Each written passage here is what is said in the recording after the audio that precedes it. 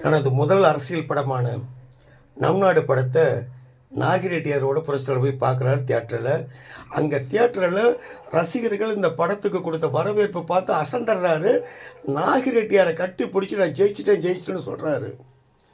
அன்னைக்கு சொன்ன வார்த்தை தமிழகத்தில் 3 முறை ஜெயிச்சு முதல்வராகி தமிழக மக்களுக்கு ஒரு பொற்கால ஆட்சியை தர்றாரு.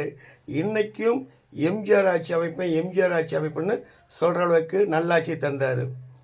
நினைத்ததை நடத்தியே முடிப்பவன் நான் துணிச்சலை மனத்திலே வளர்ப்பவன் நான் என்னிடம் மயக்கம் கொண்டவர் பழக்கம்